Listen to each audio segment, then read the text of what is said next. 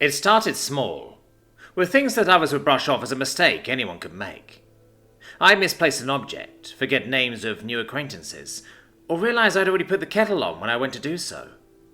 Some of it was hard to notice at first, considering how much technology helped and reminded me of things, how little I had to remember anymore, compared to when I was younger. My phone knew everyone's phone numbers, emails were there if I couldn't recall something someone had said, and I could always pull up the weather app again if I'd forgotten what it said.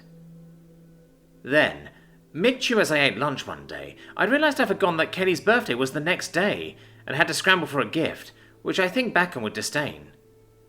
I started using posters to help me remember things, hoping the repetition of seeing them often would help things sink in. But even then, I found Kaylee telling me on the phone with a worried sort of voice that I just repeated a question, one she'd already answered. Scaring her was what did it for me, I think. Frightening your child, that can hit you hard under any circumstances. It's when things started to add up that she began to become concerned. I think both of us were in denial, though, since her father had passed 5 years earlier, and she was terrified of the inevitable loss of me as well. To have something start to eat away at me before I was even gone, that was so much scarier. So one afternoon, I finally set my shoulders and went over to the computer. I went to Google, typed Alzheimer's symptoms, took a deep breath, let it out and pressed enter.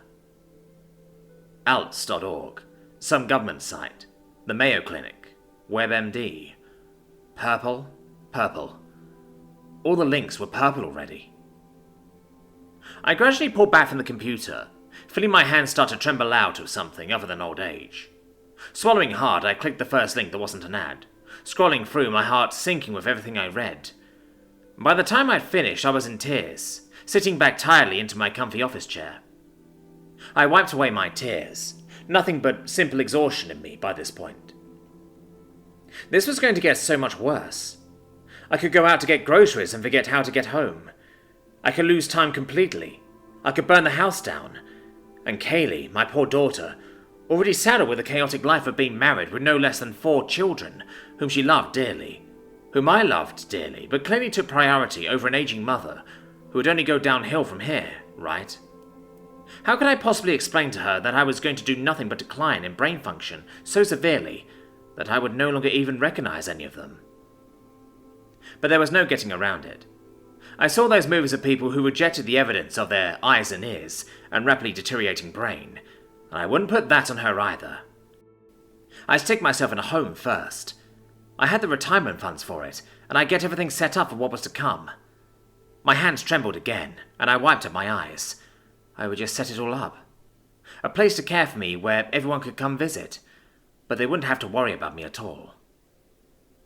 Taking up my cell phone, I selected her name and pressed her number, waiting as it rang. I accidentally glanced at the clock, realizing that it was 1 p.m, so at least the kids were at school. "Hey, Mum," she answered. "Sorry for the noise in the background, just doing a load of laundry. What's up?" "Kaylee, can we talk for a minute?" She must have sensed something in my voice, because she paused and left the rattling washing machine, heading into a quieter area. "Sure, what's going on?" I'm worried," I said quietly. "I've been forgetting things more and more, and I just checked the internet for Alzheimer's symptoms, and it looks like I already did. All the links are purple, and I don't remember doing it." I kept the tears at bay, swallowing them back. Kaylee was quiet. "Sweetheart, I'm so sorry. I think my brain is going, and we need to do something about it before something happens." "We are, Mum," she said gently. "What do you mean?" "We already saw a doctor. You've got a follow-up appointment with Dr. Amenda tomorrow," she told me. "Do you not remember that?" Something tickled at the back of my brain, like a dream I'd forgotten, but I couldn't quite pull it forward.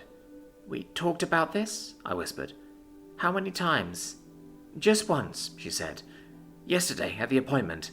It was just sort of an intake process, but we made a follow-up appointment for the next available one they had. I'm picking you up at 10 a.m. tomorrow, and we put it on your calendar." A breeze of a memory came to me, standing off to the side as Kaylee wrote, in her impeccable penmanship, the doctor's name and the time of the appointment. I glanced in the direction of the kitchen. Then the name stirred something in my mind and a face came into view. A woman with thick black hair and strikingly dark brown eyes, discussing forms I'd just filled out, but the details had gone in one ear and out the other. But yes, Kaylee had driven me to an appointment with her. It had been a short wait, a short appointment, and we scheduled the next one. "Mum, you're on top of this," Kaylee told me, something light in her tone that I couldn't manage for my own. "You're going to be okay. We're going to be okay, I promise. All right?" My lower lip trembled and I nodded. "All right. Listen, so you don't go through this again, make a post-it for it. And I'll see you tomorrow, 10 a.m. I set an alarm on your phone for 9:30 that says, 'Kaylee arriving in 30 minutes for doctor,' just in case you forgot again." Oh, all right," I said, blinking rapidly. "And Mum," she murmured, "I love you, okay? I know what this means, but we're going to take care of you."